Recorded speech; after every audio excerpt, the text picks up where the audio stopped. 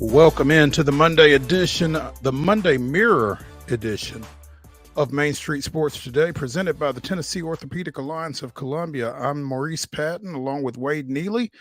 We will be here with you for the next couple of hours, coming to you from the Lee Company studios of our respective homes, discussing local, regional, and national sports topics, and glad to be doing it with you. So join us for the full ride. Wade, how's your Monday? Monday is good, Mo. If you pick up a copy of this week's Pulaski Citizen, my fearless forecasters will tell folks Michigan didn't lose, but one team did, and Ohio goes down. So that alone made it a fantastic weekend for me personally, and everything else was just icing on the cake. That's a straight out of Eugene t-shirt right there, it looks like. Throwback Nate Bain when he was still the manager with the basketball squad there. And I knew one day all that old Oregon merch he had sent out would come in handy. And man, the biggest Ducks fan on the planet Saturday, hell of a game. And there were a lot of great games as we'll get into, but that was what got me excited. But everything can't stay golden forever, as you well know, because Sunday was a little bit of a disappointment. Sunday was a little bit of a disappointment. Yeah, we will get into all of the events along those lines here over this next couple of hours. In the second hour, in fact, we will be chatting with John Glennon of the Nashville Post, talking about that little Sunday disappointment as the Titans dropped a tough one to visiting Indianapolis in AFC South action at Nissan Stadium. Again, John Glennon will be helping us kind of dissect that one in the second hour. In the next segment, though, speaking of the good stuff that was going on Saturday, we will be visiting with former Vanderbilt offensive lineman BRUNO REAGAN. The Commodores, man. How about them?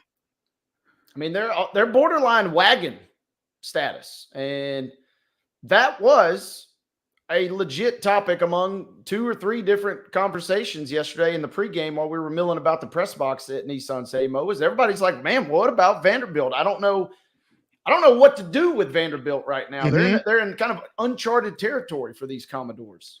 Yeah.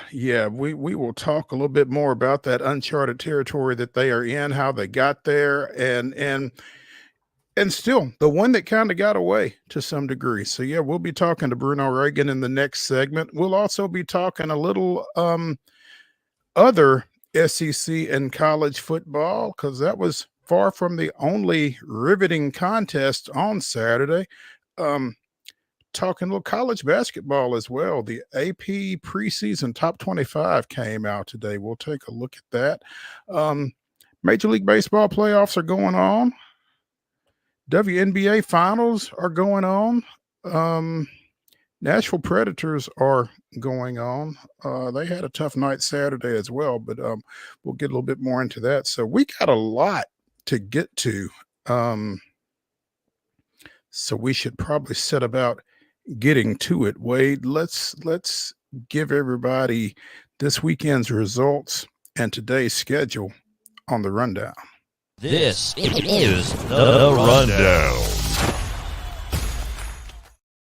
Hey, gang, the Monday Rundown is brought to you by our friends at Zion Christian Academy. ZCA offers a faith-based, Christ-centered education right here in Murray County. So give them a call today at 931-388-5831, or you can visit zioneagles.org and schedule an appointment today. Once again, that's Zion Christian Academy, where they are prepared for college, equipped for purpose. High school football action from Friday night. Franklin Road Academy with a 39-14 win over Battleground Academy. It was Sycamore 42, Cheatham County 6. Nashville Christian with a 45-7 win over Columbia Academy.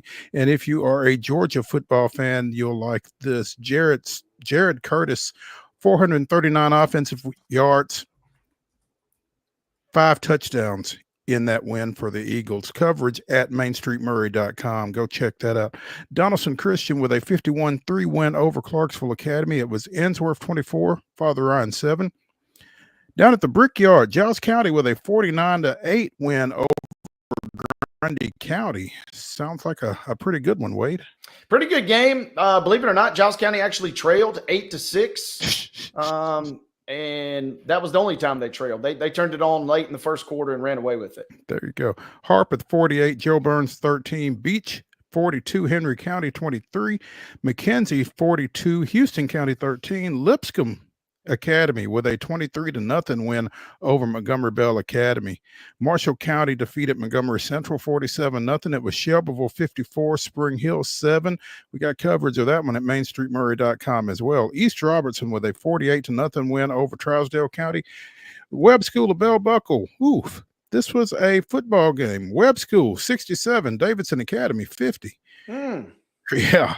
West Creek with a 34-27 win over Clarksville Northeast. It was Westbrook Christian of Alabama 48, Innovation Academy 7, and finally Grace Christian of Franklin with a 42-28 win over Whites Creek. Taking us into volleyball and girls soccer scores from the weekend on Saturday on the volleyball court. It was Zion Christian picking up a 3-1 win versus Franklin Classical. Saturday girls soccer action, it was Chattanooga Christian 2, CPA 1. Lipscomb Academy picks up a 9-3 win versus St. Mary's Episcopal, and it was University School of Nashville edging out Providence Christian 3-2 was your final there. Nail biter in NAIA college football this weekend as Cumberland outlasts Bethel 21-14 between those two rivals. It was 41-17. TSU wins it big on homecoming over Eastern Illinois.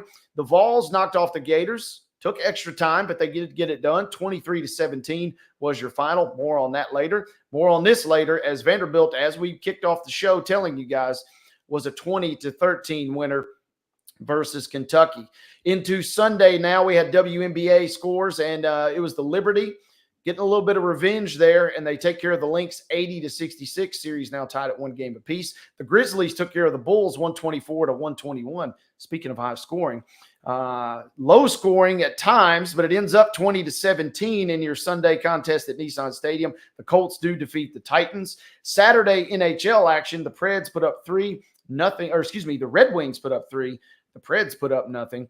And then we close out our weekend scoreboard from Friday. It was the Dodgers advancing to the NLCS with a shutout, 2-0 versus the Padres. Saturday saw a crazy game as the Guardians knock off the Tigers in that division finale, 7-3 there. And then we opened up the NLCS last night. The Dodgers, another shutout. They're on fire on the mound, and they win it 9-1 and now lead that series again 1-0. Today's volleyball action. We have no times for any of these games. I believe they are all region tournament matchups. Merrill Hyde goes to Camden Central. Lexington is at Fairview. Hickman County, I'm pretty sure that it's Harpeth, not Harpeth Hall. Summertown goes out to Huntington.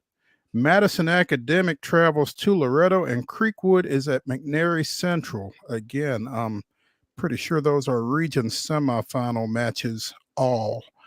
NBA preseason action, 6 o'clock tonight. You can see it on Valley Sports. Memphis goes to Indiana, taking on the Pacers. In Major League Baseball playoff action at 3:08 on Fox, it is the Mets at the Dodgers in Game 2 of the National League Championship Series. And at 6:38 p.m. on TBS, it is the Guardians at the Yankees in Game 1 of the American League Championship Series. Monday Night Football tonight, single game, AFC East matchup as Buffalo travels to the Jets. There we go. 7:15 kickoff will be shown on ABC. The Jets will be rolling out their interim coach for the first time. And Wade, no Jonathan Vilma jersey today. Stay tuned. We might slip into something. Vilma, not today, but I'm feeling I got a different tune lined up for everybody. Okay. All right. There we go. Anyway, ladies and gentlemen, that is your rundown.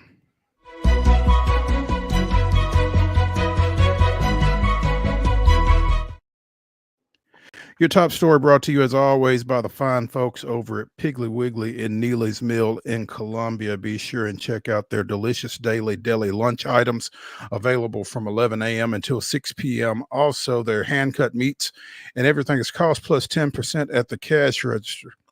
Piggly Wiggly, Neely's Mill, Columbia, bringing you our top story. The Associated Press released its top 25 preseason men's basketball poll today, and the two-time defending national champion UConn is third behind number 2 Alabama and top-ranked Kansas. Kansas was the number 1 pick of 30 of the 60 voters on the AP Top 25 poll. Again, Alabama, the number 2 team in the preseason poll, 14 first place votes. UConn received 11 first place votes and is third. Of the remaining 5 fourth place votes, of the remaining 5 first place votes, there we go. Houston got 4 of them, and they are number 4. Iowa State is 5. Gonzaga with 1 first place vote is number 6 in the preseason poll. I'm not sure who I expected necessarily to be number 1. I guess I probably thought UConn would be after coming off of back-to-back national titles. Wade, any thoughts about the Jayhawks being atop this poll right now? Or are we still too immersed in football to really have much college basketball thought? Well, I will tell you, I shudder at the thought of talking about or covering college or high school basketball this early when we're deep in football. But I will tell you, it's interesting. The AP poll for basketball, you don't get that champion's advantage, it feels like, as much. And, this is the one sport that for so long had something that football didn't have in terms of the playoff with the tournament. So we've seen this before. Kansas does bring back the former Michigan kid, Hunter Dickinson, who had battled some injuries last year. They got a lot of talent. It feels like they're always in the mix to be ranked number 1 or certainly in the top 5. Alabama seems like they return quite a bit. UConn does feel a little odd, like you said, just not seeing them there. But they did lose a pretty good chunk of last year's roster, but we've seen them bounce back now and again, back-to-back titles. So kind of not necessarily shocked. It will be fascinating, obviously, to see how Cooper Flagg and Duke I really shudder to think about that, but everybody will be tuned in to almost every Duke game this year to see how he looks and how high he can maybe take them. And then, then you kind of get into the blue bloods there with North Carolina, Arizona, and Tennessee kind of in that middle section of the poll there. Yeah. Kansas leading a Big 12 that has 3 of the top 5 teams in the AP preseason poll, 5 of the top 10. So the Big 12 flexing a little bit. The SEC, again, with 9 of the top 25 teams in the poll, including, again, Alabama at number 2, Auburn, Tennessee, and Texas A&M at 11, 12, and 13. Arkansas is also ranked at number 16 with their first-year coach, John Calipari. Ole Miss is in there as well. So a lot of excitement around SEC hoops coming into this season. Yeah, it's going to be a fun league. And Zakai Ziegler, actually ran into him yesterday. He was hanging out doing a promo. No free shout-outs, though. He was doing a promo at Nissan yesterday. And so he went from the sidelines of the Vols game to right there at Nissan.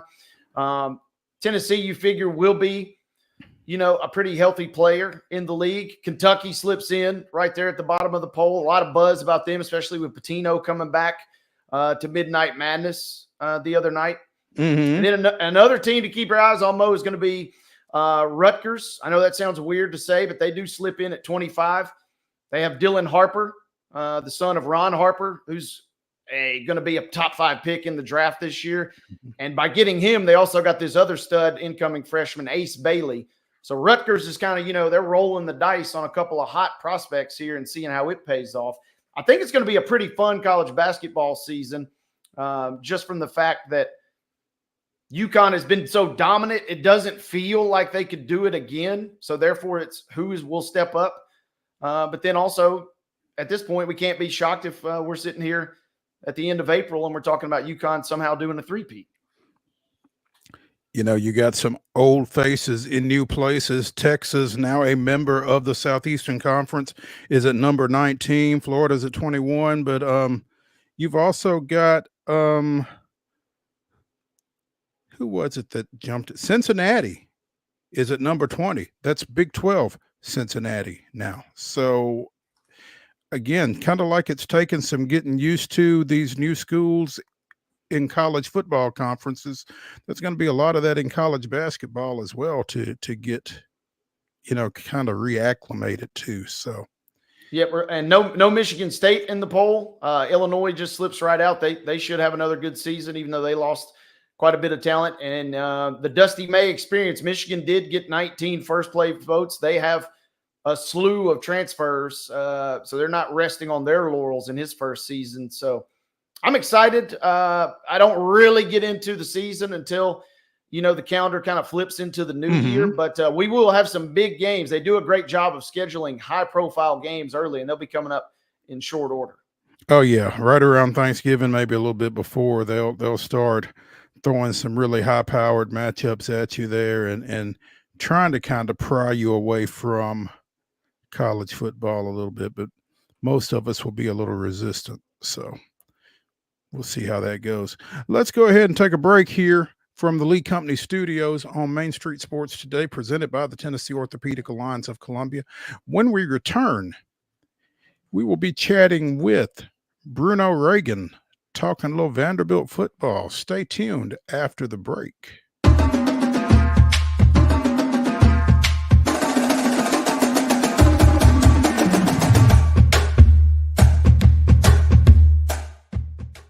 Whether you're an athlete or a weekend warrior, when it comes to your performance, don't settle for anything less than excellence. We're proud to announce that Mid-Tennessee Bone and Joint Clinic is now Tennessee Orthopedic Alliance of Columbia, where we are redefining sports medicine and orthopedics. Tennessee Orthopedic Alliance's team of expert sports medicine physicians understands the unique demands of your body. TOA Columbia specializes in personalized orthopedic care, offering state-of-the-art treatments for everything from sports injuries to joint replacements. Learn more at toacolumbia.com. Step into the Lionel retail store at Opry Mills, Nashville, and you'll be captivated by all the magic of the 123-year history of Lionel trains. Whether you're already a train enthusiast or just getting started, Lionel will energize your love for trains. NASCAR fan? Come check out your local Lionel station to learn all there is to know about model trains and die-cast NASCAR collectibles. Visit nashville.lionel.com or call 615-455-9399. So Busy Bee is a very close-knit family. We fight just like every family does. We have arguments, but we always come out with a solution to the problems. We don't just fight about what we want, we fight about what customers need. We want to make sure that every customer we go to is more than satisfied. And that doesn't just start whenever we show up at their door, that starts when we show up every day at work. We want to make sure that we are serving our customers to the best of our ability. Custom Stone Handler supplies over 600 distributors and suppliers with quality stone products. Along with River Stone, we produce and distribute over 100 building, landscape, and other bulk products.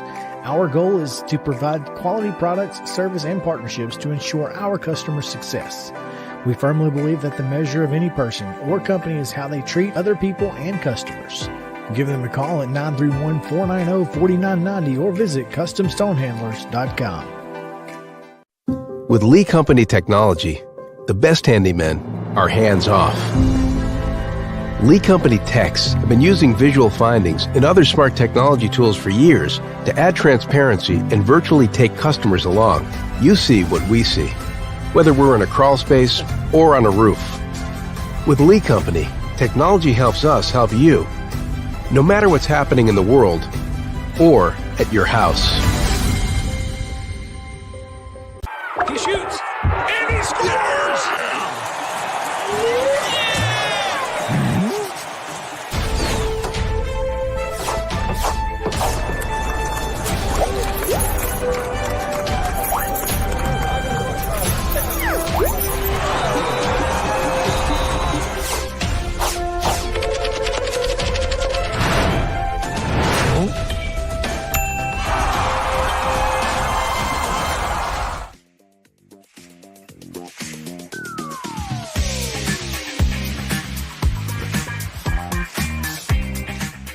The Monday Mirror continues here on Main Street Sports Today, presented by the Tennessee Orthopedic Alliance of Columbia. That's Wade Neely. I'm Maurice Patton. We are pleased to be joined by former Vanderbilt offensive lineman BRUNO REAGAN, who is keeping his hand in with some My TV 30 Friday Night Rivals action. Saw him on the sidelines prior to Friday night's game between Nashville Christian and Columbia Academy. And BRUNO, appreciate you taking some time with us this afternoon, because your main gig right now, you are teaching at Springfield, right? Yeah, I'm up at Robertson County, Springfield High School. Just started this fall, so it's been interesting. I mean, my only teaching experience is really like coaching judo. I did it, but I've coached some big classes, all ages, so I kind of thought that skill set might go into the classroom. So I made some calls, got into one, and it's been going well so far. Well, I don't imagine the kids give you any problem, because, again, former Vanderbilt offensive lineman BRUNO REAGAN. So I don't think order in the classroom is much of a problem at Springfield for you, is it? No, but I also encourage I don't mind the chaos either. I mean, I've lived it for so long. So like some teachers, they're like, if they talk a little bit, they get on them or whatever. I'm like, if you could, as long as you're not like fighting each other, I'm pretty okay with it. So my kids are pretty reserved though. Yeah. There you go. BRUNO, what is going on at your alma mater right now? I think a lot of people are learning a lot of people just frankly have learned. We're seeing the true key to success, which is those that adapt, right? In anything, those that adapt succeed. When Clark Lee first got to Vanderbilt, and this was back when I was working at Rivals with Chris Lee, who gave me my first gig ever in the industry, which I always thank and respect him for. The main thing I heard about Clark Lee, again, sources and all that, like I never asked my former players to tell me anything, but this is what people around the program would tell me, was he wanted to be a build up the program type guy, right? Because Vanderbilt is a very unique place. Like you have to go to class. I don't know if you guys know this. A lot of SEC players, a lot of them probably don't go to class. Like at Vanderbilt, you're required to go to class. You have study hall hours. It is a little bit more rigorous. So you want to bring in guys and build up a culture, a program, things like that. And I don't think Coach Clark Lee, again, I'm making an assumption here based off what I heard about him. I don't think he was very portal-esque. He was not all around that, right? He wanted to bring guys in, build them up. Well, NCAA gets nuked by the Supreme Court, bringing in what we have now. And we are all kind of seeing that sometimes you just might, like, your philosophy might be wrong to get it done. I mean, those first years with Clark Lee, they were tough. I was up there in the booth as an alumni, and when you're in the press box, you're supposed to try and be as objective, like non-emotional as possible. And I just vividly remember ETSU players stomping on our logo after the game. And my blood pressure had to have been in the near criticals of a man dying. Like it was hard. It sucked. It was bad. And it's not like I was out there like, we need to fire Coach Lee or anything, but it was unacceptable. Fast forward to now, somewhere someone was like, here's some money. This is your last chance. Fix it, or how many more years do you have? Well, there's the story of last year, a kid from New Mexico that beats Auburn. Sure sounds like a Vanderbilt guy. Doesn't look like your typical quarterback, a little bit shorter, a wrestler build, by the way. A wrestler build. And you can tell he's a wrestler when he moves in open space. He's not Lamar Jackson out there. But when you get into Vanderbilt and you bring a kid and raise him up through the Vandy standard for a long time was subadequate. So you bring in a kid who doesn't know any better. Sometimes ignorance truly is a bliss. I really do live by this philosophy. Sometimes you have to be ignorant enough to believe you can succeed to do it. And Diego Pavia and those group of guys, they don't know. They probably don't even know what SOV is. Ask any Van what SOV is. Same old Vandy, right? Mm-hmm. They probably don't even know what that means. They haven't been here long enough. but they transfer in and they're just guys who are frankly dudes. Like they're talking about going out to Barstool. I remember if I ever said I was going out somewhere after a game, like I had to watch my back, right? They're like, yeah, we just beat Bama and we're going out to Barstool, Nashville. Good. You need to be out there. People need to see, like, this is the stuff 18-year-olds care about. So I think there's a I don't even know what the right word for, I don't even know if what I'm about to say is a word. There's like a transfiguration around the program to becoming a real football school. And go figure, you can win and be good at school. Like you can win and go to class. You can win and be a little mini celebrity. All that is necessary, especially now. So Vandy has taken advantage of the landscape that they're in now. And they won. They had the biggest win, school history, hands down, right? And all of a sudden, Vandy is like America's hero. All eyes are on Vanderbilt. People are talking about bringing game day to Texas. Now, again, they have to get past Ball State, which I don't know how many people are familiar with Vandy. They lost to Georgia State this year also on the road. Vandy, there's still some Vandyisms going on where why are we playing at Georgia State, right? So there's still some things, but I mean, then they could lose every game this season. They changed something about Vanderbilt with that win, right? Like that's just what it is. And obviously they haven't lost every game. They just went on the road and beat Kentucky in an SEC game. So I think some people are changing, and props to head coach Clark Lee, Barton Simmons, all the work they're doing there, because they see the way they need to win and they're taking it. Bruno, to your point, I mean, last night on HBO, on Last Week Tonight with John Oliver, there's a whole segment where they spliced local newscasters across the country and reacting to Vanderbilt celebrating, down Broadway with the goalposts. I mean, they have entered the full-blown national discussion. And also, you kind of made a point that resonated with me. For a school that has such an academic pedigree and so many smart people on that campus, should we be surprised that if it really comes down to money in this day and age, that Vanderbilt is not the school that maybe kind of starts to figure things out? I mean, they got some sharp financial minds, and it's like, hey, just use the money effectively. And with the investment, it seems like it's paid off thus far. Well, it's interesting because I'm not going to come out here and name donors. There's one man who always traveled with us that, I mean, obviously very well-known guy who I was like, he's probably the guy who pays for a lot of our scholarships. It's a private institution. When you see the $3 billion endowment, you would think that is like cold, hard, liquid money that Vanderbilt has. And that's not the case. A lot of it doesn't divvy up the athletic. We have to give a lot of credit to athletic director, Candace Story Lee, the heir to David Williams and his legacy. She was there when I was there as an assistant AD, and I mean, she was as real as they get. So to see her finally have the success, I mean, Vanderbilt has been a wildly successful school in every sport other than the two major ones, right? Basketball and football. They have the baseball success. They're successful in every other sport, but there's just been that sort of lacking as a SEC school to be successful in the recent years in one of those two sports. Basketball still trying to find their mojo, Jerry Stackhouse era, but football is it's lightning in a bottle right now. She deserves a lot of the credit for kind of going out. It's not easy. I don't know how much she's allowed to say it about her job on the political scape, but she has to go find these funds. She has to appeal to these donors. It's not like there's people that are Vanderbilt alum that there's shekels to be had around. Now I don't have them. I'll donate my $20 to the Commodore Fund. I'll do what I can. I'm a teacher, by the way. I don't know if you see my classroom, right? So I'm not here with $100 million either. But if Vanderbilt keeps winning like this, it's so much easier to sell, right? So it's not just going to be one guy bringing in the money.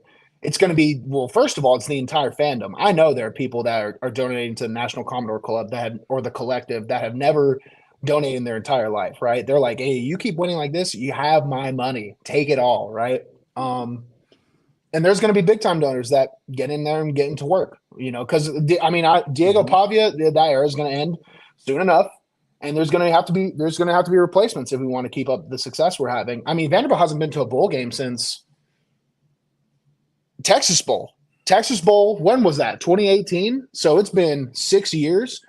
So we have to get to a bowl game first. 2 wins away, by the way.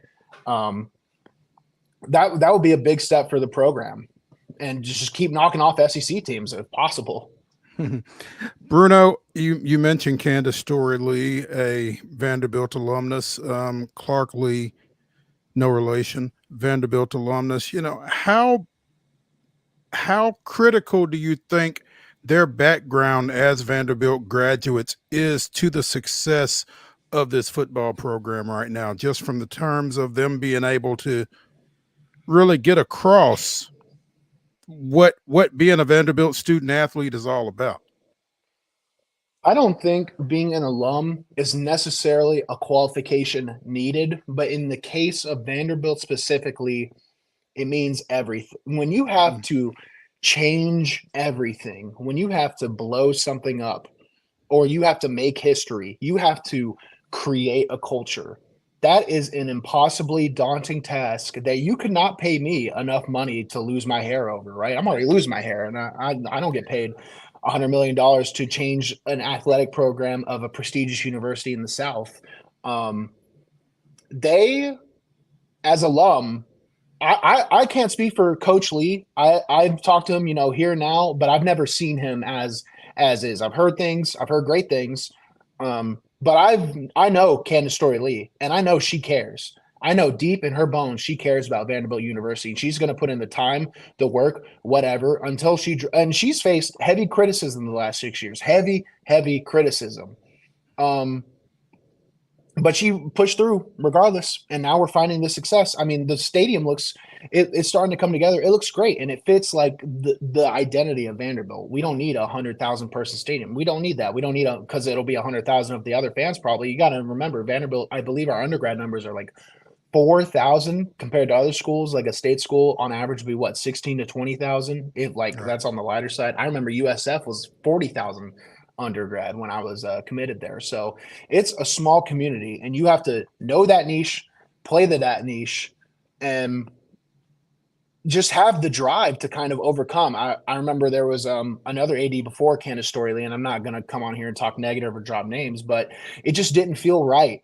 It just didn't feel right. But now we have these two people who it definitely matters to. I mean, Coach Clark Lee, he said before the game where Nick Saban had that quote, they were playing on the Jumbotron after they won, there's no hard or easy place to play in the SEC except Vanderbilt. And Coach Clark Lee went out on the Tuesday presser before the game, said, oh, that quote didn't bother me. They win the game. And then he comes out, he's like, yeah, that quote pissed me off. This is my school. I'm an alumni, right? So that just goes to show that meant something to him, and that lit a fire. And athletes work like that. Like motivation sometimes comes from the unlikeliest places.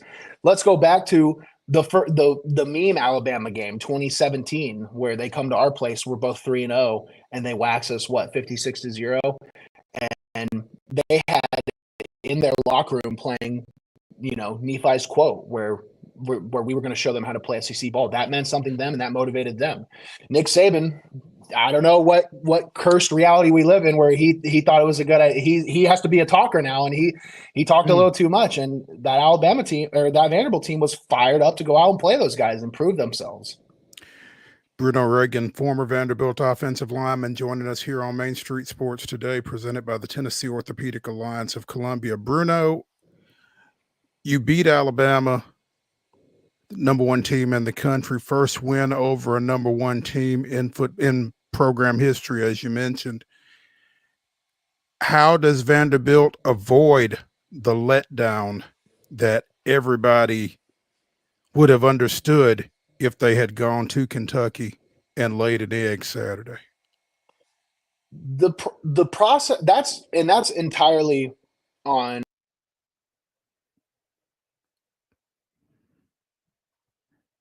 Mark, did we lose Bruno? Apparently so. That's not good, because he was getting in the there he Hello? There he is. There you are. Yeah. Welcome back. If you can hear me, there we go. Perfect. Sorry about that. I guess Wi-Fi at the school. Now, two main points: culture and coaching. There's a myth in sports where you have to be working sports, especially at that level, right before the pros at SEC level. It is hard work that consumes your life. But there seems to be a subsect of people. Diego Pavia is going on ESPN, and they have Johnny Manziel coming, and you see the comments below on Twitter. It's like, hey, should we be focused on Kentucky? Like, you know how stupid you would have to be to pass up an opportunity to go sell your program on ESPN for what, 10 minutes? And I know where Diego Pavia is at. They pull him out of meetings and put him in front of, a background. And he's just there. Like, he'll go back to meetings after that, right? So it comes down to coaching and culture. If you show up on Monday and practice your tail off, you understand the coaches do the work essentially for you. You just have to review it on your own time. You have a game plan. Hey, this team's running this front offensively. Defensively, they do this stuff. This is who has to step up this week. Linebackers, heavy RPO team. You got to be on your heels and your toes. Sorry, but you got to be the athletes, cover sideline to sideline. Offensive, there are 3 down front, so you're going to have to make a lot of adjustments. But if you can pass protect, we'll win the game. And if you work on that stuff Monday and Tuesday with focus, you'll be well prepared. It's not like you have to be Kobe Bryant on the field snapping 100 times. That, you don't have to do that. So they celebrate hard, sell the win on Sunday, and then Monday turn the page. And they did that. And now, they're in a great spot. People I've never even seen before. If you look at the AP polls that have just came out this week, people are like, rank Vandy, you cowards. That's the entire conversation. That is the national conversation. They're like, rank Vandy. I'm sure if Vandy beats Ball State and then they host Texas, number 1 team in the country right now, rightfully so, coming in, that there's a chance they'll be ranked. So people's outcries will be answered.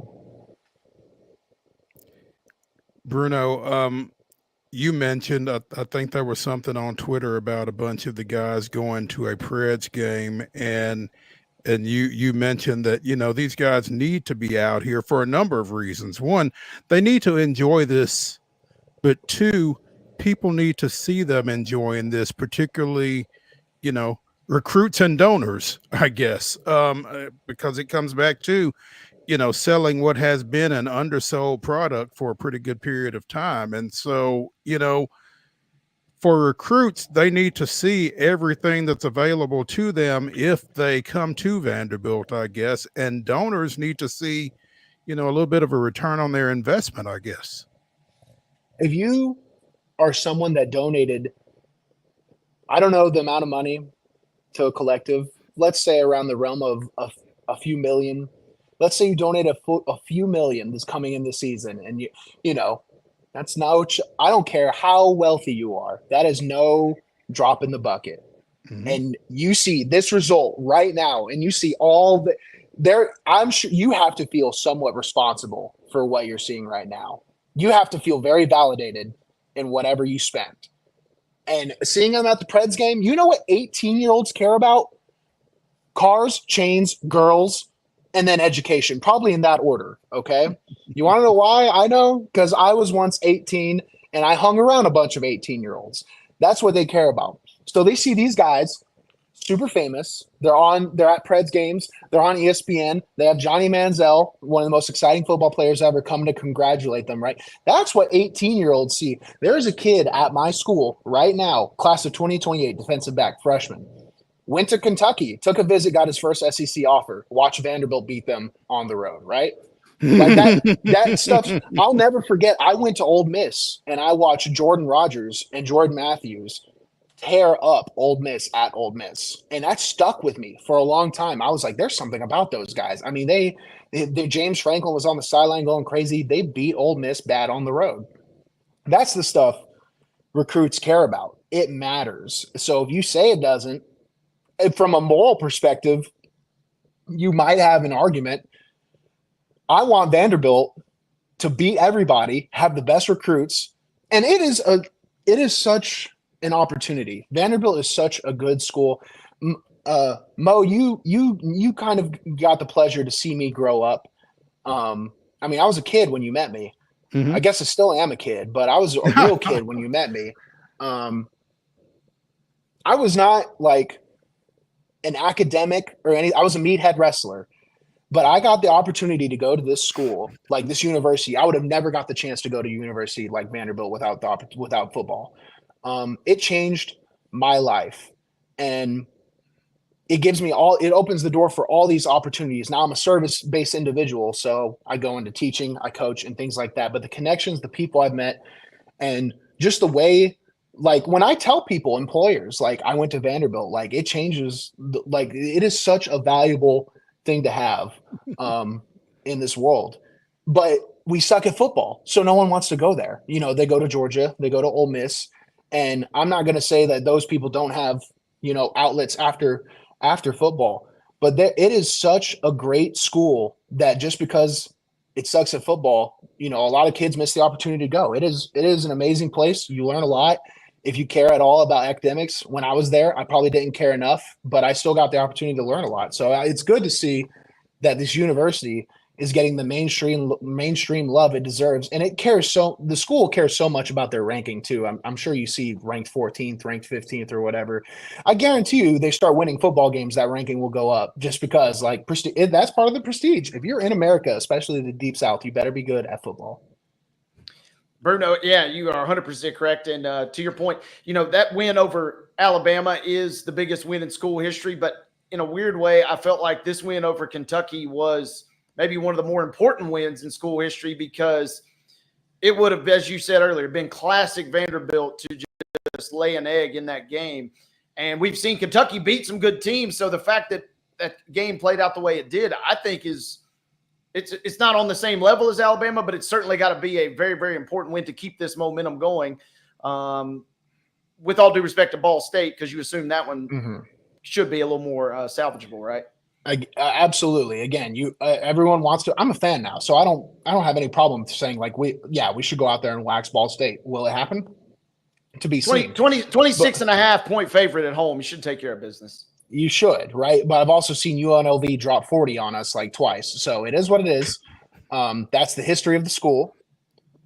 But I agree. I mean, that is such a great point too. Like Alabama, biggest win in school history, most important game ever in school history was the one after that to see if it was a fluke or not. Everyone was giving Vandy their flowers. Now there's like a national hate towards Alabama and the dominance they've had over the past 20 years or so, right? So people are already saying, patting Vandy on the back, saying it wasn't a fluke. It wasn't a fluke. Well, now they kind of got to prove it going on the road and winning on the road there is some mystique to it. It is so hard to do. It is such a hard thing to do, especially in the conference we play in. And they did it. I mean, they already went out and did it the first time. So there's some curses that still need to be broken. I don't think Vanderbilt has defeated South Carolina in a football game. It's been a long time. We might be trudging on near 20 years now. It's been a very long time. I didn't do it. There were 5 years before me didn't do it. It's been 5 years since. So we're trudging on a long time. So that could be something we finish up.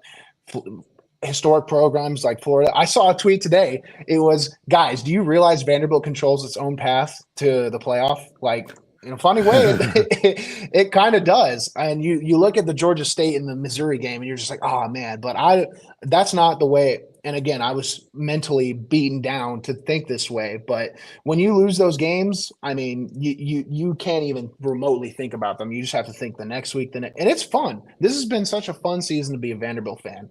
And there were people earlier this season calling for the guy's job, right? And it's like, how stupid do I feel now? That is the most fun.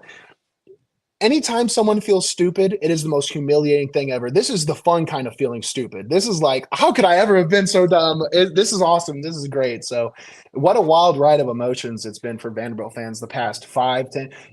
And if you've ever been to a Vanderbilt game and you look in the stands, there are lifelong Vanderbilt fans that have resigned themselves. They've probably never thought in their entire life, I would never watch Vanderbilt beat a number one team ever. Like there's people that have cheered for this team 40, 50 years, never thought they'd see that. Saw it. There you go. Bruno Reagan, former two-time state wrestling champion, former Vanderbilt offensive lineman, joining us here on Main Street Sports today, presented by the Tennessee Orthopedic Alliance of Columbia. Bruno, we appreciate your time, man, and look forward to catching up with you again soon. Yeah, sounds good. It was nice seeing you again, Mo. Thanks for having me on. It's always fun coming on, so I appreciate you guys. Sounds good.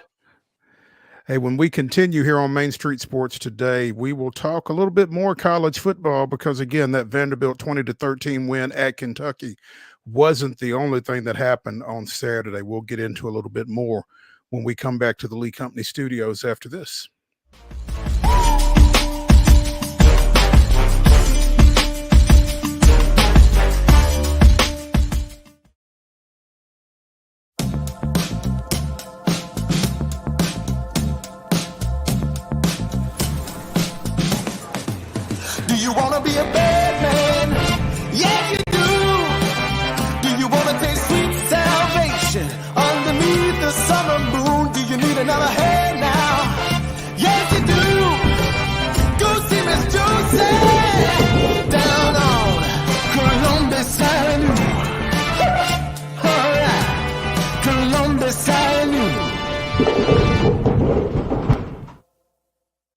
At Delta Dental of Tennessee, we know our success begins and ends with providing superior quality service, and that includes serving those who need it most.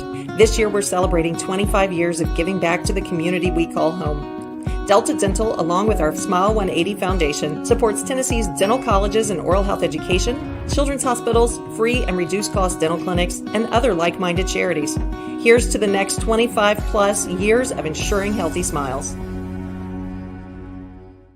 So Busy Bee is a very close-knit family. We fight just like every family does. We have arguments, but we always come out with a solution to the problems. We don't just fight about what we want, we fight about what customers need. We want to make sure that every customer we go to is more than satisfied. And that doesn't just start whenever we show up at their door, that starts when we show up every day at work. We want to make sure that we are serving our customers to the best of our ability.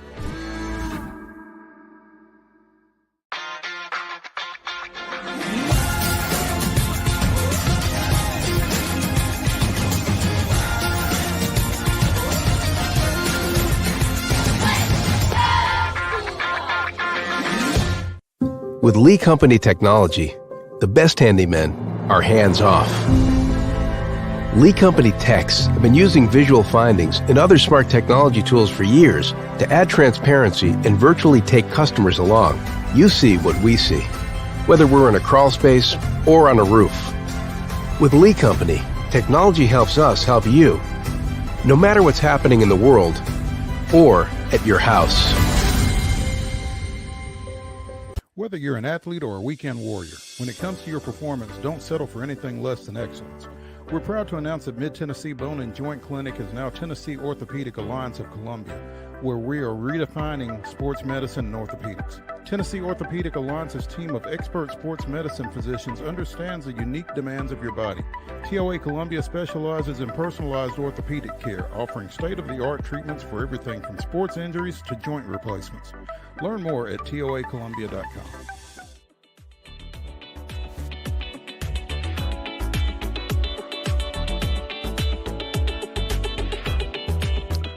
Welcome back into the Monday Mirror edition of Main Street Sports Today, presented by the Tennessee Orthopedic Alliance of Columbia. I'm Maurice Patton, along with Wade Neely. We're coming to you from the Lee Company studios, and we are talking a little Major League Baseball. No, that's the next segment. I'm sorry. We're talking a little college football, getting ahead of myself.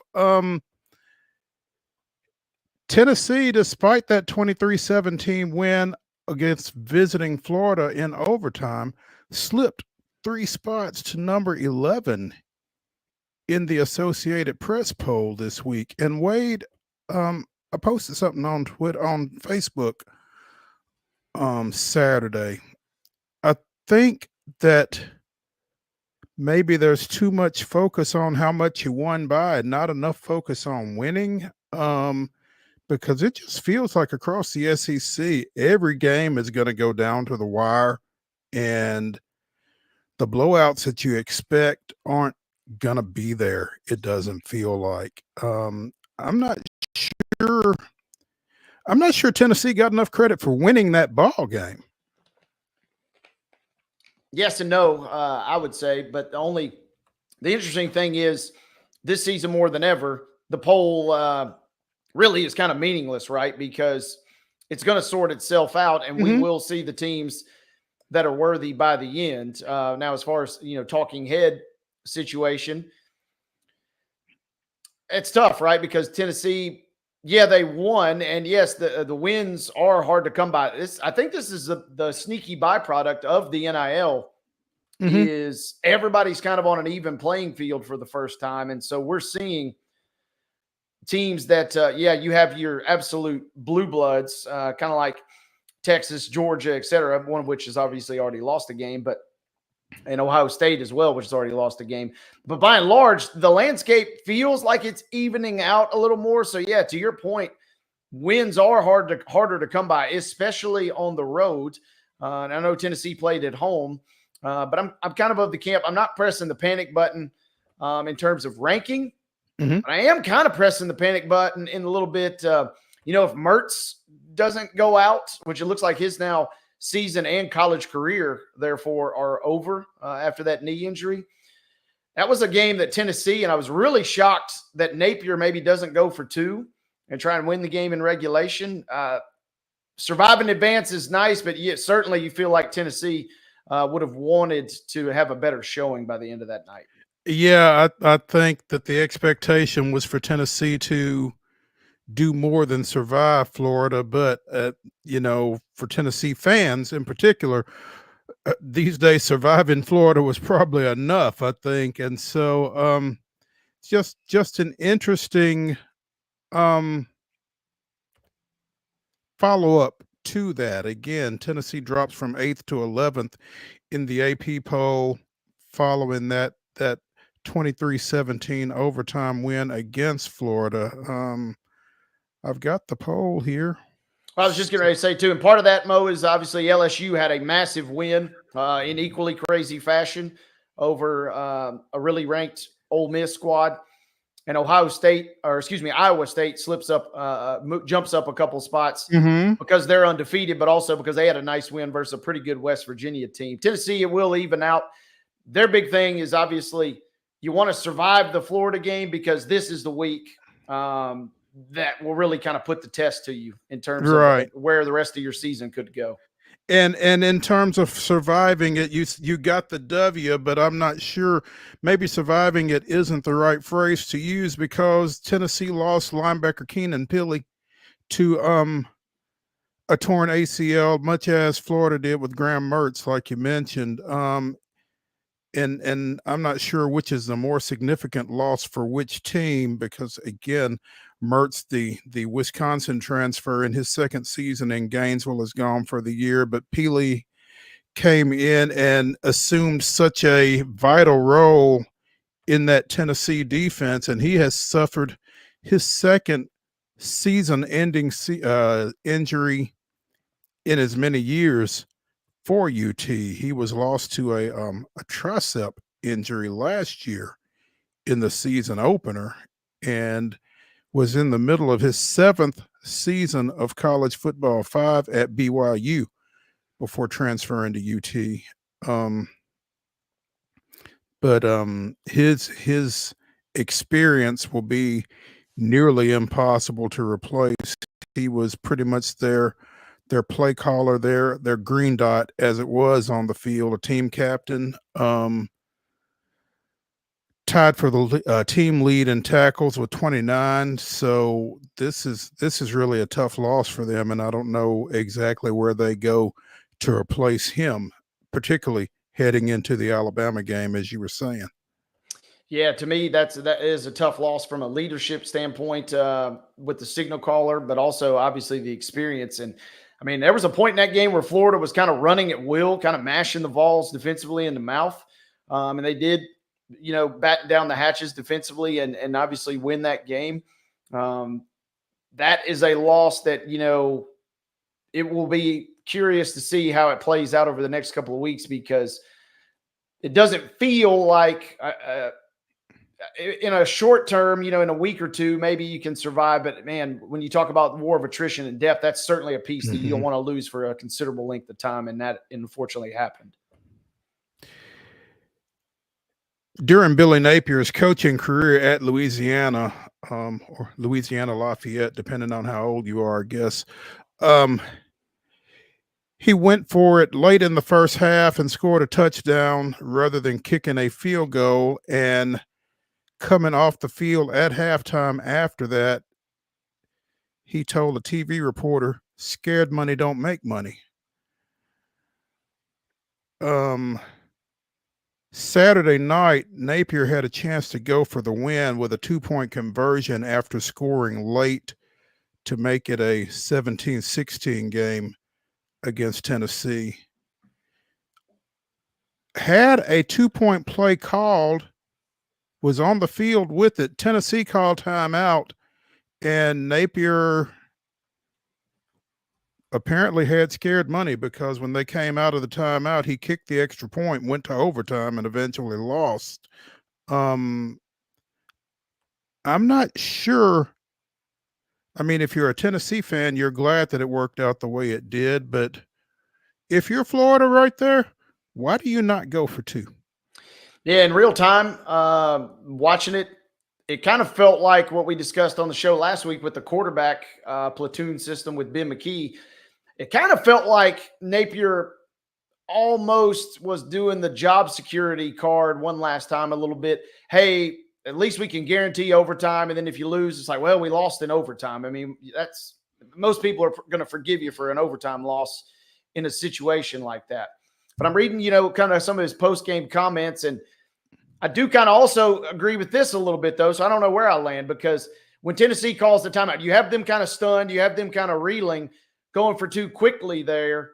Maybe that's your time to strike. But when they call that timeout, that does kind of give them a chance to catch their breath, certainly get aligned defensively. So now I'm kind of back. It's tough, right? Because and if they win the game in overtime, we're not even having this discussion. But I was kind of stunned, the old adage of go for 2 on the road, and play for overtime at home. It felt like that was the classic situation. And if they had gone for 2, win or lose, I don't know that you would have really had much of a argument against it. But it just kind of felt like, for some reason to me in real time, that he was playing it very safe, almost from a job conservation standpoint to a weird extent. I don't know if that lands, but that's kind of how I felt. Yeah. Did you see the highlight from the Georgia-Mississippi State game? The Woody Hayes highlight. There was a lot of Woody Hayes parallels being drawn across social media. Mark, are you able to grab that video there of Kirby Smart and his meeting with Mississippi State quarterback Michael Van Buren during the fourth quarter of that 41-31 dogfight?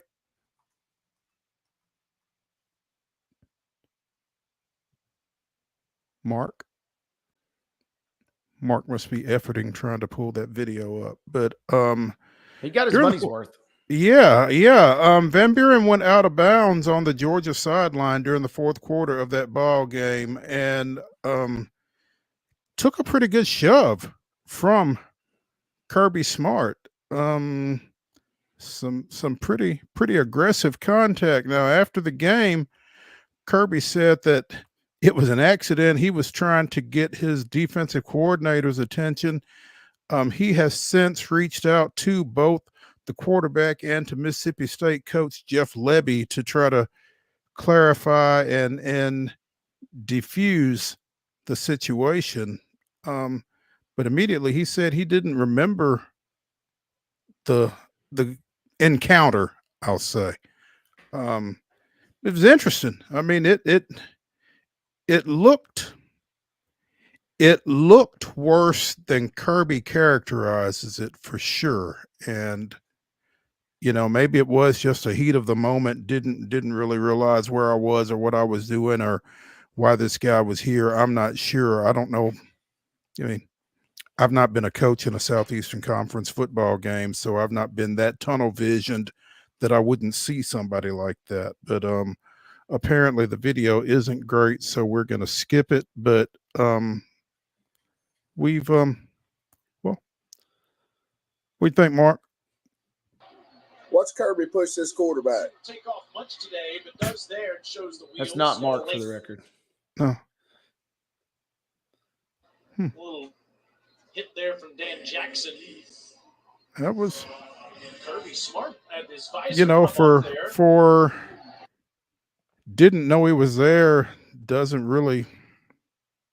I don't know. I'll be interested to see what. Watch Kirby push this quarterback. Take off much today, but does there and shows the wheels. Got a little hit there from Dan Jackson.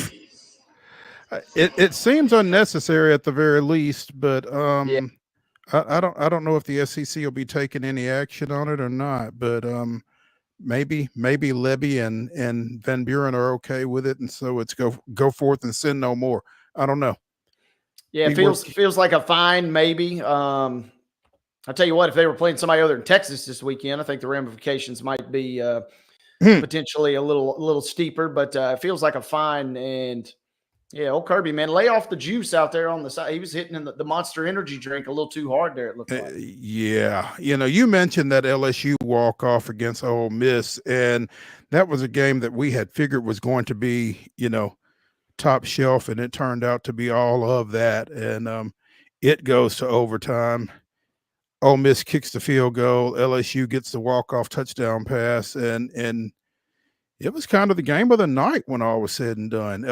Other than, the game of the night in the SEC, because that Oregon-Ohio State game was a pretty good one as well. But yeah,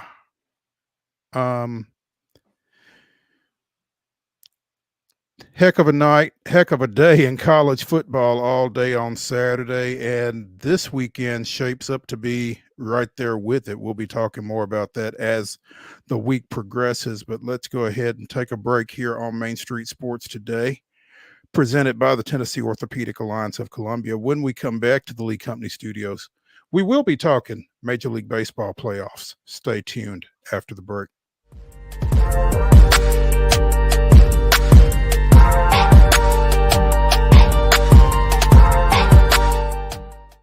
Hi, I'm Dr. Vilay Saisuka, CEO and founder of Premier Foot and Ankle Centers of Tennessee here in Murfreesboro.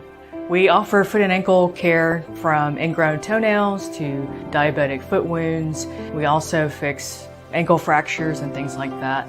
Call us today to schedule an appointment. We look forward to seeing you. Because here at Premier Foot and Ankle, we believe that the journey begins with happy feet. Whether you're an athlete or a weekend warrior, when it comes to your performance, don't settle for anything less than excellence. We're proud to announce that Mid-Tennessee Bone and Joint Clinic is now Tennessee Orthopedic Alliance of Columbia, where we are redefining sports medicine and orthopedics. Tennessee Orthopedic Alliance's team of expert sports medicine physicians understands the unique demands of your body. TOA Columbia specializes in personalized orthopedic care, offering state-of-the-art treatments for everything from sports injuries to joint replacements. Learn more at toacolumbia.com. With Lee Company technology, the best handymen are hands-off. Lee Company techs have been using visual findings and other smart technology tools for years to add transparency and virtually take customers along. You see what we see, whether we're in a crawl space or on a roof. With Lee Company, technology helps us help you, no matter what's happening in the world or at your house. Jones & Lang Sporting Goods here in Columbia has been outfitting teams, officials, and anybody else from T-ball to college for 50 plus years. Be sure and check them out at 931-388-8060 or online at jonesandlang.com. Jones & Lang Sporting Goods, the look of a winner. Zion Christian Academy, zioneagles.org or 931-388-5731. You can schedule your appointment. Go tour their campus. It is beautiful over there, and you're definitely going to want to see it. Again, it's zioneagles.org. Give them a call, 931-388-5731, and schedule your tour today. So, you want to be a part of the Busy Bee team, huh? Well, how do you see yourself fitting into the organization? Oh, I get it. You want to be a weather bee.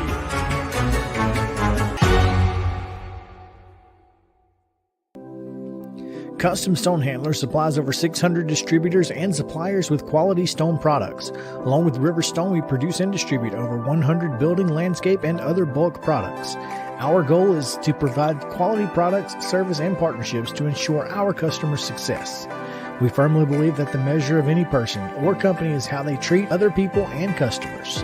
Give them a call at 931-490-4990 or visit CustomStonehandlers.com.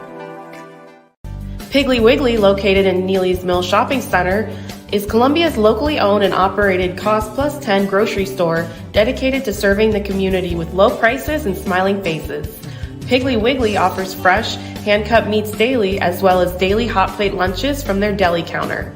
You're certain to see smiling faces and a helping hand when you're here at Piggly Wiggly. Come by and check out our fresh produce, high-quality meats, and more. Down home, down the street, we'll see you at the Pig.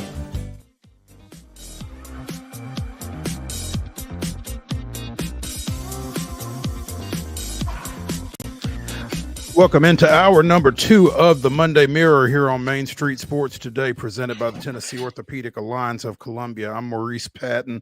That's Wade Neely. We're going to talk some MLB playoffs here in this segment. But before we do, got a tweet from Steve M. at SMullins0317. It says, Pavia is this year's Dalton Connect.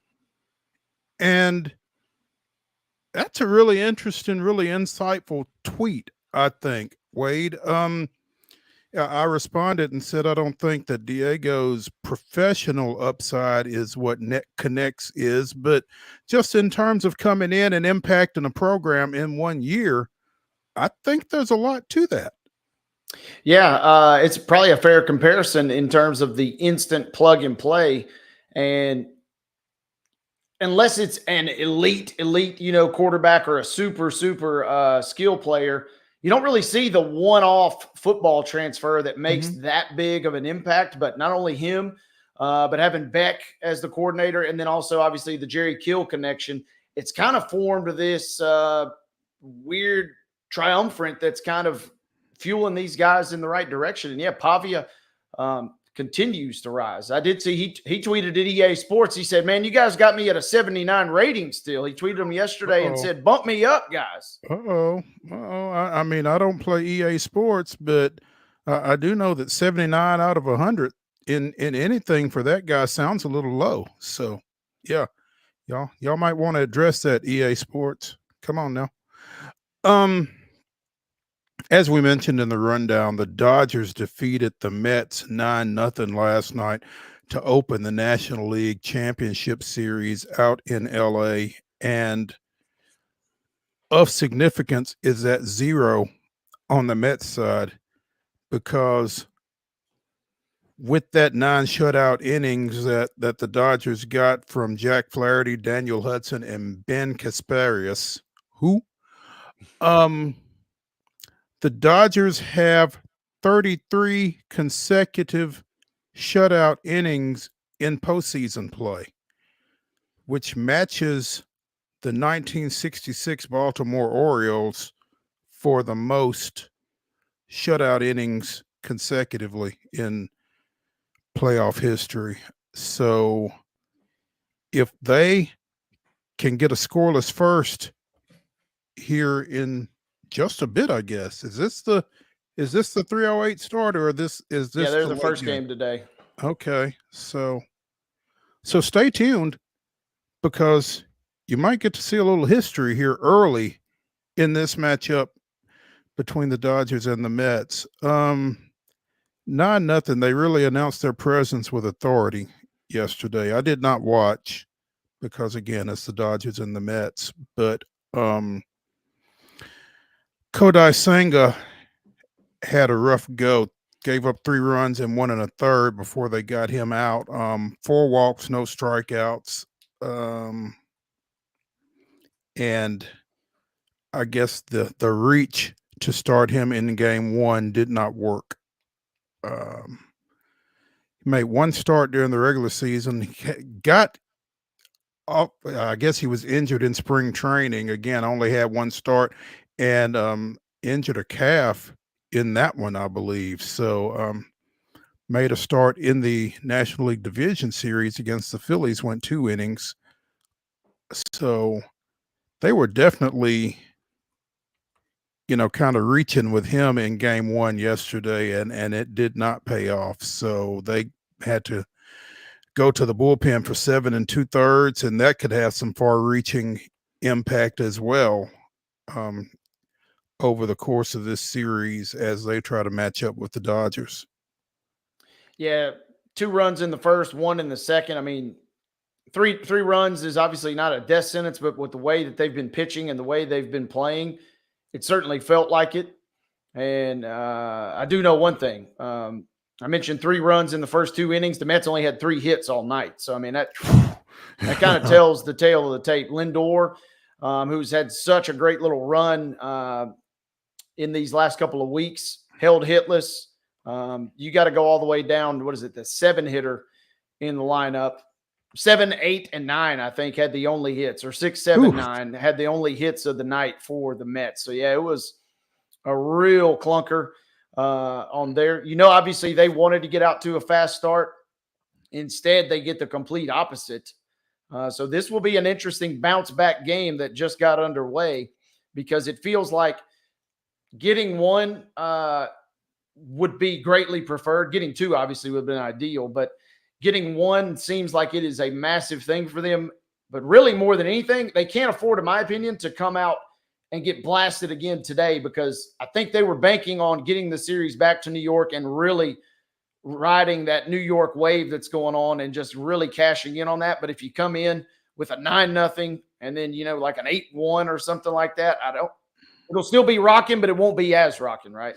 No, because then you're kind of in that waiting for the other shoe to fall kind of thing. If you go home down 0-2, I think you've got some hope, but it's really kind of hanging on a string there. So, and you got to figure some kind of way to get this Dodger offense slowed down a little bit. Mookie Betts with the bases loaded double late, and you're already down 6-0. Ohtani gets on 3 times. Everything's kind of mounting up against you in that one. So you've got to really flush it and get back in here today and try to get some good vibes going, as you like to say. And early runs for the Mets would help with that, just to kind of break up this role that the Dodger pitching is on right now. So yeah, and the scary thing for the Mets, you just mentioned Ohtani. He struck out 10 times in the series against the Padres. There was only one game that he struck out just once. And even though they managed to get the 2-0 win on Friday, he struck out 3 times in that game, was held hitless. The fact he didn't strike out last night, the fact that he had 2 hits, drove in a run, man, it felt like the moment was there for the Padres for sure, in terms of him kind of being in a little bit of a slump in his postseason debut. That is a guy that you do not want to get going if you're the Mets, because Mookie's been carrying them thus far. And it seems like he's got no intent of slowing down. But now Ohtani heating up is really cause for concern. At the top of the order. Right. Yeah. And all of the havoc that he wreaks on the bases once he is on. So yeah, you really don't want both Ohtani and Mookie rolling. And it looks like that may possibly be the case for the Mets right here. Wade, we talked about the unenviable position that the Cleveland Guardians were in, facing Game 4 in Detroit and going home for Game 5 against, I'm just going to say it, AL Cy Young winner Tarek Skubal. Oh, yeah. Well, Lane Thomas didn't want to hear any of that. Lindor just cranked a homer for the record. Lead off dong for the Mets, so they're in pretty good shape. So the Dodgers and the 66 Orioles are tied with 33 shutout innings in postseason play, being the major league record. So, again, Lane Thomas, former Bearden High School out of Knoxville standout, mid-season acquisition for the Guardians from the Nationals. Pretty well saved Cleveland's bacon there with that grand slam off of Skubal, because he had been rolling up to that point.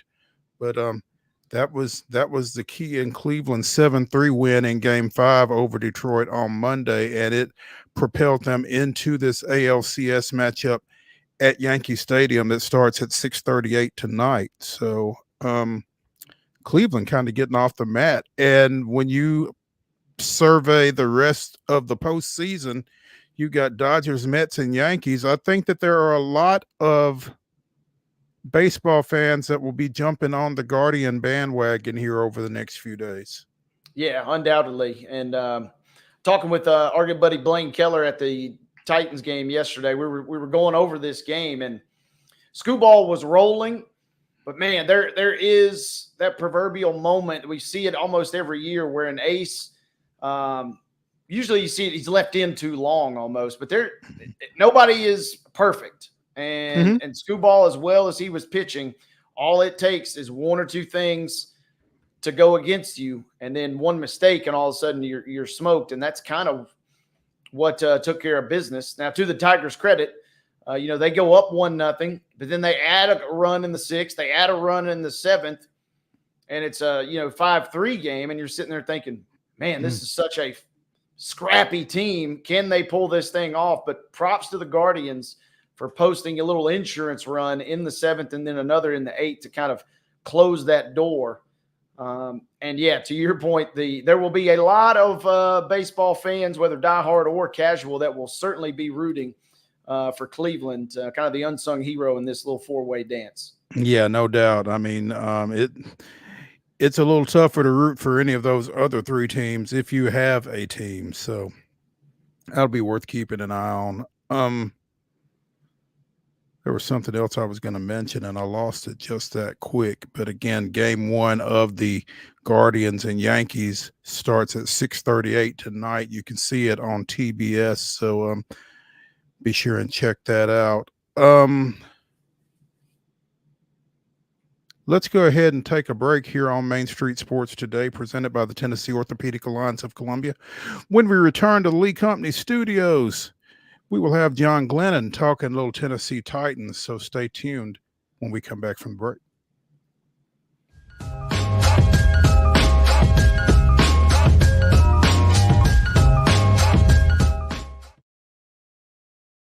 Hi, I'm Riley, a certified physician associate here at Premier Foot and Ankle Centers of Tennessee.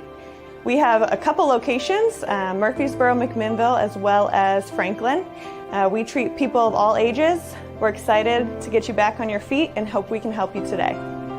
Call us today to schedule an appointment. We look forward to seeing you. Because here at Premier Foot and Ankle, we believe that the journey begins with happy feet. He shoots, and he scores!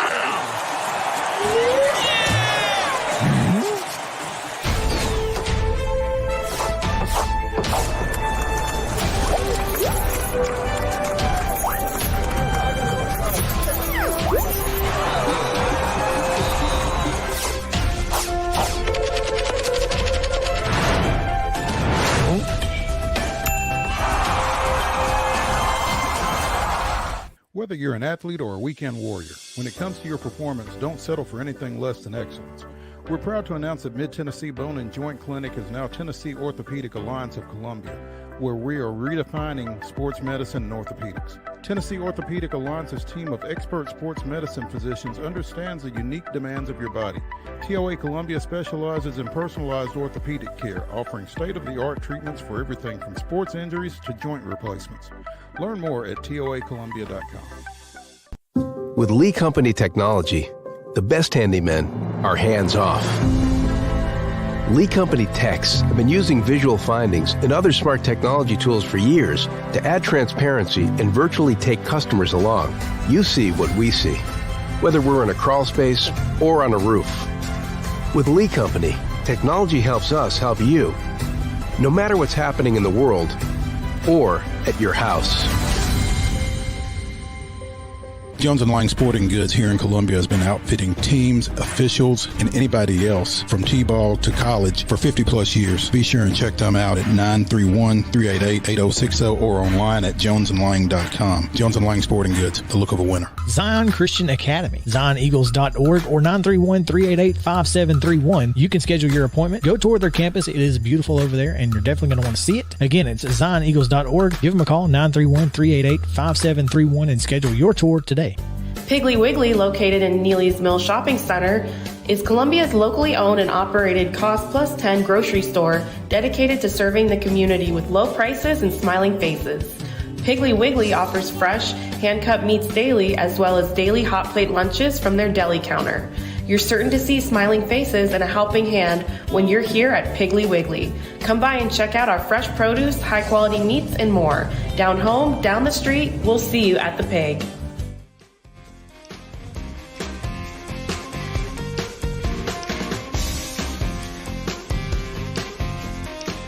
The Monday Mirror continues here on Main Street Sports Today, presented by the Tennessee Orthopedic Alliance of Columbia. That's Wade Neely.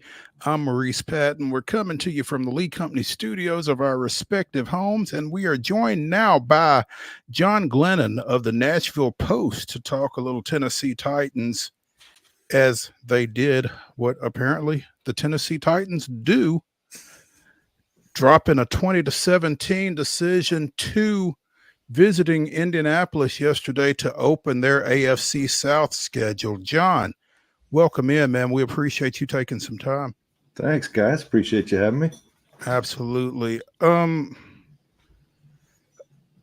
It's, I covered Vanderbilt for a couple of years back in another life, and one of the things that I talked about was how hard it was to write "we suck" so many different times without writing "we suck." Have you gotten there yet with the Titans? I mean, how many different ways are there to write yesterday's game story when you've written it so many times in the past?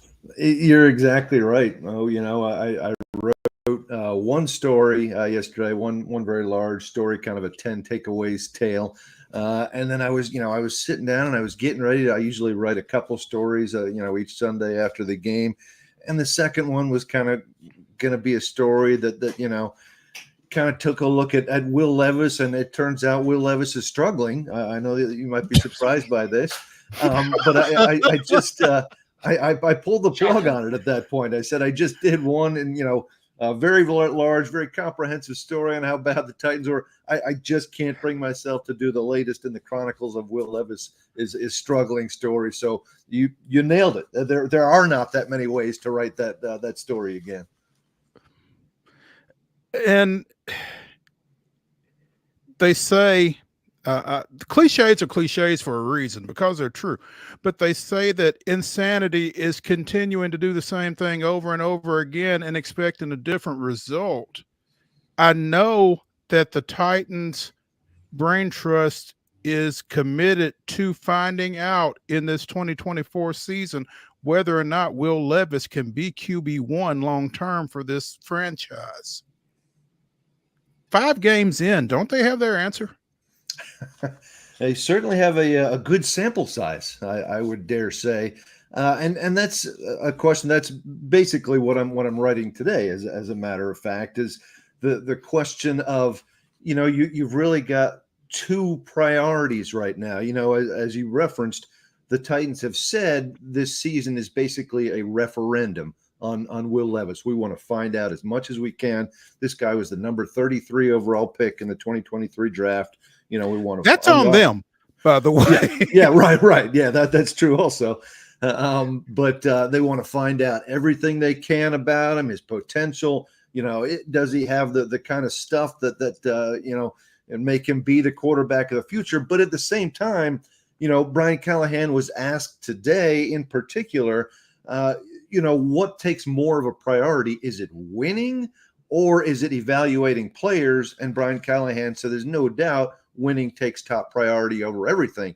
And that obviously raises the question, if you're rolling out Will Levis week after week after week, and his performances continue to be as poor as they are you doing the most you can to win a football game?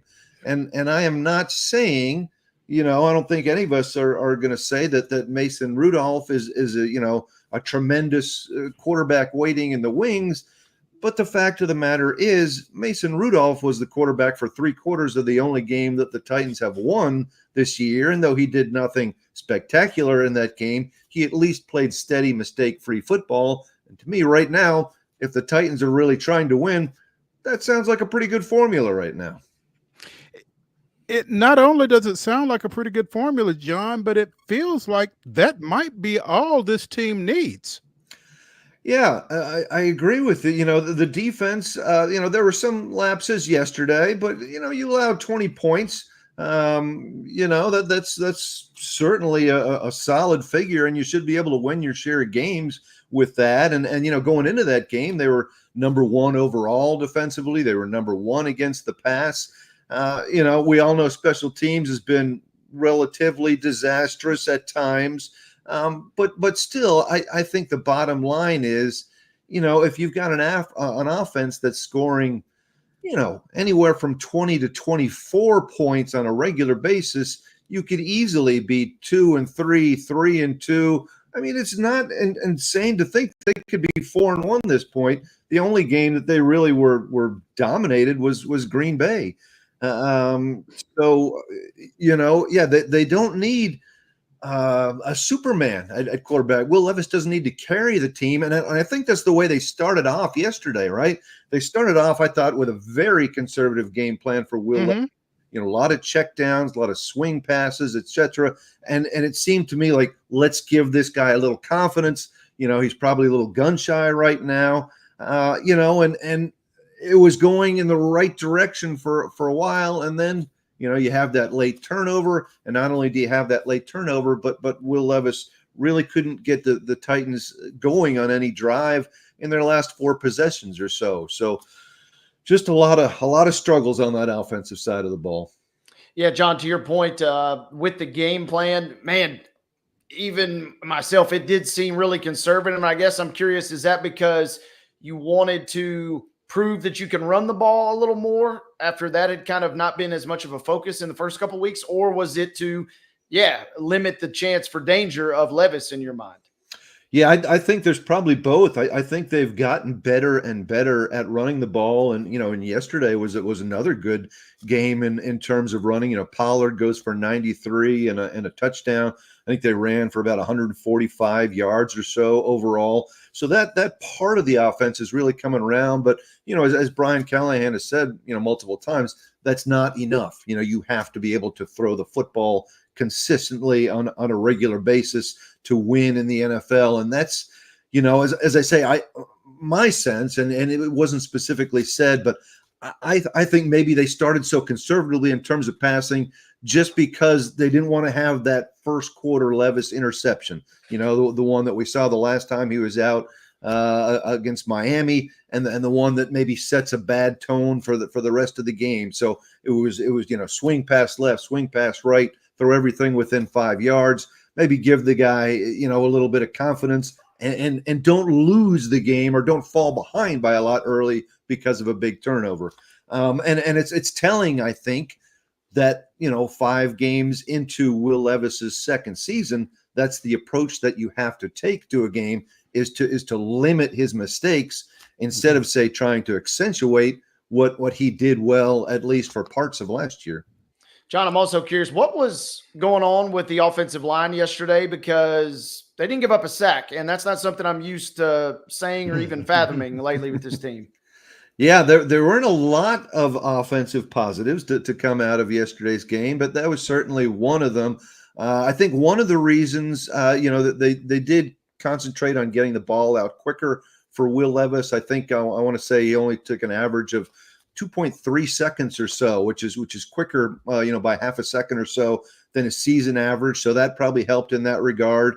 They weren't necessarily in a lot of obvious drop back situations because the run game had been working so well and the game was so close. So they weren't obviously in situations where they absolutely had to pass. So that helped too. But in general, I think they held up pretty well. A lot of eyes were focused on right tackle. Leroy Watson there got his first NFL start, moved ahead of Nicholas Petit-Frere. And I kind of agreed with what Brian Callahan had to say today at his presser, that Watson was okay. Not great, but did not give up a sack, gave up a couple of pressures, and had 3 penalties as well. So obviously that's got to be cleaned up. But 0 sacks, and that after only 1 sack allowed in Miami as well. So maybe we're seeing some positive signs in that regard. John Glennon with the Nashville Post joining us here on Main Street Sports today, presented by the Tennessee Orthopedic Alliance of Columbia. JG, again, trying to find some positives for this club, and I was just getting ready to mention the offensive line when Wade snuck it from me there. Great minds think alike. Absolutely, yeah, especially when there aren't a whole lot of other ones out there. But I mean, you had to, relatively speaking, feel pretty good about what this offensive line did, which in part was why they were able to run the ball the way they did, I feel like. Yeah, I think we're starting to see, the first, few weeks there, I think, these guys were still kind of getting used to the offensive line coaching's a bit of Bill Callahan. He's a tremendous offensive line coach, impeccable resume. But I get the sense from talking to the guys on the offensive line that there are different techniques, a lot of different and more detailed techniques that Bill Callahan uses. And I think there was a process of catching up to that. I think, with new faces also, you had a new left tackle, you've got a new center. Dylan Radins didn't play much right guard last year, and he's there. And the right tackle has been, a little bit of competitive situation. So I think there's that matter of gelling as well on the offensive line. But I think we're starting to see some steps in a positive direction there. So that's a plus. We talked about the run game in general being a plus. Tony Pollard continues to look good, and you find yourself kind of scrambling at that point for other positives. One, I guess, first interception of the season for the Titans. Coming into yesterday's game, they were one of just 3 teams that hadn't picked off a pass this year. Amani Hooker took care of that in the first quarter and delivered the ball to the 27-yard line of the Colts, set the offense up there for a short touchdown drive. So again, we see a situation where Titans defense doing a whole lot of what they could to help out the offense, but there's got to be a little bit of help on the offensive side as well. Yeah, there's got to be some complementary football there, as they like to say, when the defense is getting done what they're getting done. The offense has got to carry their part of the load as well. And again, that's unfortunately coming back to one spot. And if it's going to be interesting if Brian Callahan did in fact say, and I have no reason to think he didn't, but if he did say that winning is the primary goal for this team, it really doesn't feel like winning and starting Will Levis can peacefully coexist. Yeah, I agree with you. That's why I thought it was pretty telling when he mentioned that today. And how many more games? That's kind of, to me, the question. How many more games do you go if indeed Will Levis continues to struggle? How can you keep kind of rolling Will Levis out there if he continues to perform like that?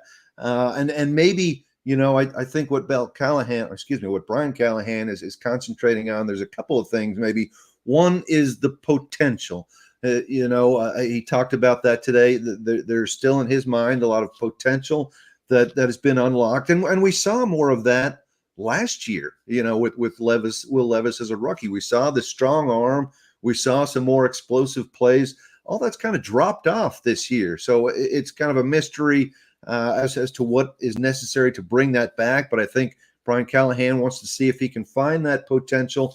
And I think, too, there might be a sense also that Brian Callahan probably has to feel a little bit like, hey, am I part of the problem also? Will Levis did, decent, solid, good job as a rookie last year. And, Brian Callahan comes in not only as the new head coach, obviously, but as the play caller, as the team's play caller, and brings in a new system and wants to change some things about Will Levis, wants to increase his completion percentage, etc. Well, things don't seem to be going well in that regard. So, if you're Brian Callahan and he seems to be a very accountable guy, I'm sure he's got to be looking in the mirror a little bit too and saying, what can I do to bring back a little bit more of the Will Levis potential that we saw last year and a little bit less of the mistake-prone play that we've seen from Will Levis this season. Calvin Ridley didn't seem very happy after the game yesterday. I think that's fair. How do you get that addressed? That's a fair question. When you sign a guy for 4 years at $92 million, there's a level certainly of expectations that go with it. And 2 catches over the past 3 games for 14 yards and 0 catches yesterday is not getting it done. And that's not his fault. Yeah. No, I don't think it's. I think it's a combination. I really do. There were some. If you're analytics guy at all, that you look at Next Gen Stats, has tracks the wide receiver separation, right? When in terms of how far separation a wide receiver has when a pass is either completed or incomplete. And Calvin Ridley was at 1.4 yards yesterday, which is about half of what the league average for separation is, and the lowest of all the Titans wide receivers. So maybe there's some blame on Calvin Ridley. 2 of the passes to Ridley yesterday, 2 of the 8 targets were batted away well before they got there. And I thought one of the catches or one of the passes Ridley could have come down with. He was in traffic a little bit, but I thought he should have caught. But there does seem to be a clear disconnect between Will Levis and Calvin Ridley. And it was talked about often in training camp. We saw things that just didn't seem to be clicking, and the sense was always, okay, just give it a little more time, give them some more rips and everything will come together. And it just hasn't happened. And I don't know whether that's Will Levis being just much more comfortable with DeAndre Hopkins. I'm uncertain exactly what it is, but Calvin Ridley was understandably upset. Said I'd like to get some more targets early on, kind of get me in the game a little bit. He was only targeted twice in the first half, and then more frequently in the second half. But it's just not coming together. Yesterday was one. Calvin Ridley's played 71 games in the NFL. He's only gone without a catch 3 times. That was one of the others was his first game in the NFL. So that kind of tells you where things are right now. But clearly, again, you hate to go back to the money thing, but it's a factor when you pay a guy that much money. He has to be a big part of your offense. It would be one thing if the Titans were scoring 30 points and Calvin Ridley wasn't catching any passes. But the fact is, the Titans are doing all they can to get to 20 points. Doesn't happen very often. And so naturally, what's going on with the Levis-Ridley connection comes up. John, I'm also curious. A lot of chatter amongst the Titans fans, but even, experts and analytics folks. What do we make of the 4th down decision from Brian Callahan yesterday? If you look at the metrics, if you will, it seems like that was a real tough decision to punt right there before the 2-minute warning. Yeah, I agree. I in my armchair high above the Titan Stadium in the press box, I did feel like he should have gone for it, and I did mention it at the time. So it wasn't post 4th down, but I guess what Brian Callahan was sort of thinking. He did have, the 2-minute warning coming up. He did have 2 timeouts, and the last 2 drives the Colts had, the Titans had forced 3 and outs. So he figures the defense is playing pretty well, that he's still going to get the ball back. But to me, I don't know. To me, I think I would have gone, because to me, the worst, if you don't get it, maybe you can, if you feel strongly about your defense, maybe your defense still holds them to a field goal. Mm-hmm. And granted, now you need a touchdown and instead of just a field goal. But I think it's worth taking that chance when you're 1-3 and in danger of dropping to 1-4. Maybe take a little bit more risk. I think, why not? Yeah, John, it feels like this game was a particularly tough one to let get away when you consider the fact that the Colts, a division rival, are playing with their number 2 quarterback. Now, their number 2 quarterback may be better than their number 1 quarterback, may give them a better chance to win, but they're also playing without their number 1 running back in Jonathan Taylor. So you avoided the starting quarterback and one of the top running backs in the league, and you can't get a division win at home. Does that make this one particularly galling? I would think so. To me, I thought it was a real missed opportunity for the Titans. It was a chance to kind of get a second win in a row, to win at home for the first time, to start out on the right foot in the division. A lot of opportunity. And you mentioned the Colts injury issues on offense. They had their share on defense too. Their defensive line is pretty thin. and their pass defense had been pretty shaky. The week before, Jacksonville and Trevor Lawrence had thrown for about 380 yards against the Colts. So, there seemed to be an opportunity, as I say, a real opportunity. You win this game, and for what it's worth, you're in second place in the AFC South, and you're still only a couple of losses behind Houston in the division. Now you lose that game. You're starting off on the wrong foot. You're in third place in the division, and oh boy, look at the schedule. You've got at Buffalo coming up, and you've got at Detroit coming up after that. So you've got a couple of real challenges on your hands as you try to turn things around again. Yeah, and I guess that leads to the question is, will this reach a tipping point in your mind, whether it's with a quarterback situation or just a philosophy change overall? Because you don't want to be super negative, but right now those look like two hard losses in a row. Really does. And that as we talked about earlier, I mean, I think that is the biggest question right now is the quarterback situation. And I get wanting to take that full look of Levis because you invested a lot in him, and he was a draft pick of this general manager, Rand Carthen. So it makes sense.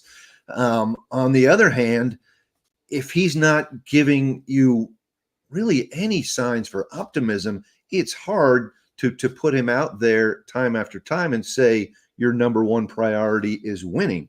We have just seen Will Levis, and it's not only the turnovers either. It's as I talked about earlier. You look at the last 4 series on offense for the Titans against the Colts, and this is not including the last play, but the last 4 series, Will Levis was 1 for 8 for 8 yards and 1 interception. And I'm not saying it's all on his fault. That included the Ridley ball that I thought should have been caught, and it also included a PI that was not called. I thought on the defender guarding DeAndre Hopkins.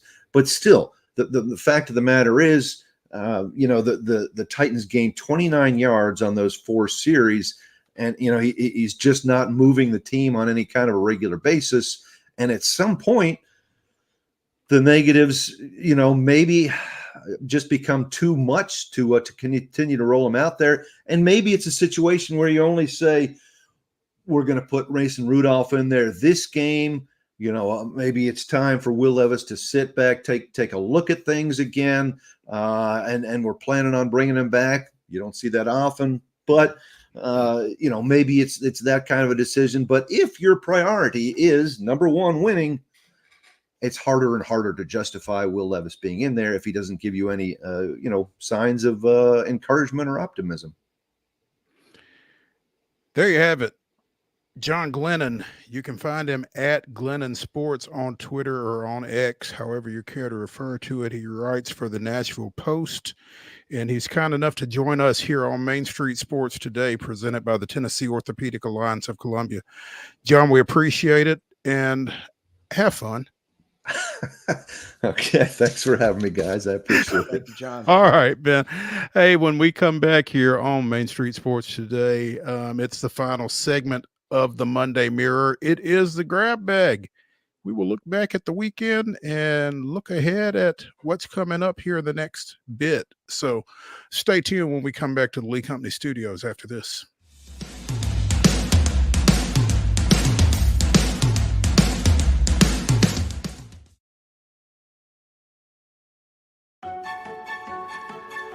So, you want to be a part of the Busy Bee team, huh? Well, how do you see yourself fitting into the organization? Oh, I get it. You want to be a weather bee.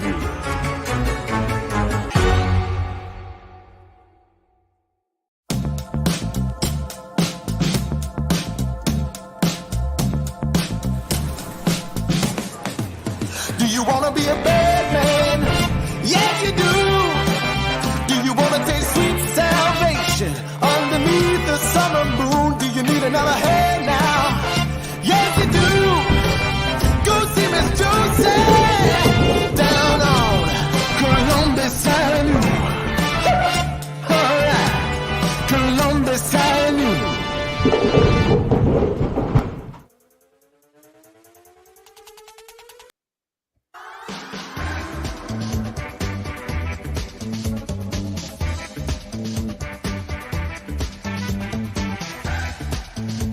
It's the final segment of the Monday Mirror here on Main Street Sports Today, presented by the Tennessee Orthopedic Alliance of Columbia. That's Wade Neely. I'm Maurice Patton. We are in the Lee Company studios of our respective homes, and it is time for the grab bag. As we mentioned in the last segment, the Titans take on Buffalo. They travel to Buffalo Sunday. Buffalo will be on a short week because the Bills are playing in East Rutherford, New Jersey, in about 3.5 hours, taking on the New York Jets. And who we got there? I got the Knoxville native himself, Mr. Pennington. Chad Pennington. There you go. Yes, sir. Legend. Although he stuck the knife in me for 3 seasons with the Dolphins. I love Chad. The pride of Marshall, Chad Pennington. Yeah. The Jets will be making their debut under Jeff Ulbrich, their interim coach, after the dismissal of Robert Saleh. I'm not pronouncing that right, Wade. How do you pronounce Saleh? Thank you. I knew it wasn't right, but I didn't know what was. That game kicks off again at 7:15. You can see it on both ABC and ESPN. Was Buffalo on a bye last week? The Bills, because it seems like the last we saw of them was they were getting. They lost to the Texans. It was they lost to the Texans after they lost the Diggs game. Okay, so they lost to the Texans. They lost to Baltimore the week before that, right? Yep. Yeah. So again, the Jets are in a position to, possibly pick up some ground in the AFC East here tonight. Yeah, I think it'll be a pretty fun game. This is a rematch, of week 1 last year. Everybody remembers the Aaron Rodgers injury, but a lot of folks forget that the Jets win that game on a punt return in overtime and kind of miraculously pulled out the dub when it looked like it was all but lost there with Rodgers sidelined. So Buffalo got a little sour taste in their mouth, but it'll be a fun one tonight. Hoping that the Jets offense, Ulbrich, I feel very confident with the defense. He's done a great job. Saleh obviously did a great job with the defense too, but hopefully they seem to really like that guy. I don't know if he's, long for the job in terms of the permanent status, but a fiery individual that could get everybody fired up. This will be a fun game, I think, tonight on Monday Night Football. As a Jets fan, Wade, how intently will you be paying attention to the offense now that offensive coordinator Nathaniel Hackett is not your play caller, which again is odd to me? You're the offensive coordinator, but you're not calling the plays because Todd Downing is. Yeah, this is going to be interesting. I'm not super optimistic. And the funny thing is, the Jets already have been through this with the Hackett family when Paul Hackett, the longtime coach and father of Nathaniel, he was their offensive coordinator. And they had some good success right around the Chad Pennington era with Hackett there. But good Paul then is not the same as what Nathaniel's doing here. I'm not overly optimistic about Downing. I'm really kind of just banking on the fact it felt like Saleh and Rodgers had kind of gone sour. And we know that Rodgers is kind of an egomaniac and loves, and we've seen it with veterans, obviously with Brady and with Manning and Breeze. These older quarterbacks want complete control at the line of scrimmage, and it seemed like that Saleh and him kind of riffed over that. So maybe if you're if you're Downing, your best offense is, hey, we'll call a play, and if Rodgers wants to audible, let him audible and just see what happens. I'm not overly optimistic. Buffalo's got a decent defense, but I think they will be better. It'd be nice to get Breece Hall going finally. He hadn't scored in a couple weeks. Detroit 47, Dallas 9 in Jerry's world. On his birthday. On Jerry's birthday. Ruined his birthday. Among other things. How bad is Dallas? They're not that bad. I mean, they are 3-3. Yeah, they're 3-3, but my goodness, I mean, how do you get housed like that at home? it feels like the game just kind of got away from them. And once the wheels started falling off the wagon, they definitely fell off the wagon. And I mean, I view that Dallas they're not great. They're they'll get in the playoffs and they'll probably bow out pretty early, which has been par for the course the last several seasons. That gives them a good enough chance to be competitive in that division, which the Commanders lead, by the way, now. And so I don't put a ton of stock in Dallas being that bad, but I do love, and speaking of the Jets and head coaching, Ben Johnson was once upon a time a Titans top wish list candidate. He stays in Detroit. He's got them rolling now, one of the top offenses in the league, certainly cashing in yesterday. And I view that more as, man, Detroit, when they're playing at their best, they are a wagon. And Dallas is kind of about what I expected. They're kind of just middle of the road, which none of that fan base wants to hear, but I feel like they're just kind of an average team. Man, they're spending a lot of money to be average. There's no doubt. I mean, so that's the interesting thing, right, too. You paid Dak, made him the highest player in the history of the game, and you're kind of in a spot where if this current configuration doesn't work out, you're really kind of hamstrung on where you go going forward. But, there weren't a lot of folks losing a ton of sleep. There were some mustache twirls going on when a lot of the country was watching that game yesterday. It's always fun to see Jerry squirm a little bit. Here's one for you too. The NFC North, biggest division in football. 5-0 Vikings, 4-1 Lions, and the Bears and Packers both at 4-2. Heard a stat today that it's the most combined wins, I think, or the first time since they have gone to the current division format, which is like 2000 or 2002. The first time that teams have all had 4 wins in the division by week 6.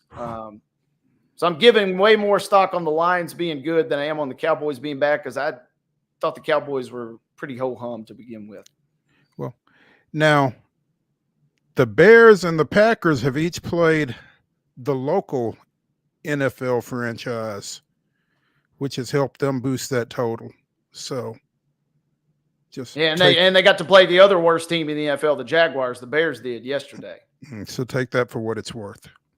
Yeah. The Bears are the team, I think, that obviously will be left out. I don't think we're talking about a situation where they all, are vying for playoff berths. I think the Bears will come falling back to earth. But the Packers, the Lions, and the Vikings are still undefeated, which is crazy. Yeah. Sam Darnold, already getting some comeback player of the year buzz going. So that'll be worth keeping. And he's getting fringe MVP buzz going at this current moment, which is wild to think about. It really is when you consider his career arc. Didn't mean to hit any nerves there, Wade. He saw ghosts. He saw ghosts on primetime before, so yeah, he knows. But it's one of those things. He won't win MVP, if for nothing else. If it's close, I just don't know that voters will give him that nod over somebody like Lamar Jackson or Mahomes. Mahomes is kind of playing on a semi MVP pace, but Jackson certainly is. I don't know that he would win that, but I mean, they just continue to win games. They play the Lions at home next week. That is going to be an absolute slobber knocker. Oh goodness, yeah, that one's going to be fun. The Liberty took control early in game 2 against the Lynx and never really let go, winning that one 80-66 and getting a split on their home court before they go to Minnesota on Wednesday for game 3. But Nia Laney Hamilton, 20 points to go with 21 points from Stewie. Those were 2 of 4 double-digit scores for the Liberty in that big win. So looking forward to this thing going back again to Minnesota for game 3 on Wednesday night, and to see if the Lynx can step up at home. Nafisa Collier, 16 points, 8 boards for the Lynx in the loss. Courtney Williams, 15 points, 6 rebounds, 8 assists. And I'm going to tell you, In the attention that I've been paying to the WNBA here over the last bit, she has really kind of been a breakout player in my eyes. I won't call her a wagon, but she's a load, man, and she doesn't mind taking the tough shots at tough times for the Lynx. Collier on the floor or not. I mean, I think she's going to make them something to be reckoned with over the rest of this series. Yeah, I'm looking forward to seeing, man, tragic scheduling. This is the second weekend in a row. There's been some big playoff games smack dab in the middle of NFL Sunday. Right. But they'll get the stage to themselves on Wednesday night, 7 p.m. on ESPN. This will be, it's not a series until a road team wins a game. We've already seen that. We'll see now if the Liberty can maybe steal one and put the pressure back on the Lynx for a potential closeout game on Friday. The WNBA announced late last week that their championship series is going from 5 games to 7 as well, which I think is kind of a strike while the iron is hot kind of move for the league with all the attention that's being paid to it. Let's up the ante a little bit. So I think that's a great move for them. I think so too. And strike while the iron's hot, but also I think the league competitively, they feel in a this is pure speculation, but it feels like they're in a competitive enough league now where you can realistically put that 7-game series out there and expect a competitive series. Early in the process or early in that league, it's kind of like months ago we talked about tennis potentially dropping to or advancing to 3 sets on the women's side, and I mentioned there would be a lot of really ugly early matchups or matches. I think it's kind of the same vibe there. I think the league feels that, yeah, if the Lynx and the Liberty meet up, or whether it's the Sun and the Aces meet up, a 7-game series is kind of worthy. And yeah, it just kind of solidifies what that league is building toward. Yeah. The WNBA's expansion team, the Golden State Valkyries, announced a coach late last week, Natalie Nakase, who comes off of the Las Vegas Aces bench. She's been Becky Hannon's first assistant for the past 3 years, was a part of those back-to-back league championship teams in 22 and 23, had previously worked with the Clippers, worked with Tyronn Lue with them. A walk-on at UCLA from 98 to 2003, played her way into the starting lineup and served as team captain for 3 years. So she started at the bottom and now she's here. Big move. This is I'm fascinated by the fact that they're bringing in one expansion team next year. That's going to put them at 13, so they're going to play with an odd number. It's kind of bizarre to me, but at any rate, they've got their coach. Saw Alicia Clark giving her a shout out on social, so I'll trust Alicia, and good fit, and obviously done some great things in Las Vegas, and now potentially with that new franchise. Yeah. Preds fell to 0-2 over the weekend, lost 3-0 at Detroit. Kyle Larson won at Charlotte. The final 8 is set, and we'll save this other one for tomorrow. Anyway, that's going to do it for the Monday Mirror edition of Main Street Sports Today, presented by the Tennessee Orthopedic Alliance of Columbia. Again, that's Wade Neely. I'm Maurice Patton. We are coming to you from the Lee Company Studios, and we will be back with you tomorrow at 2 o'clock. So be sure and join us. We'll see you then.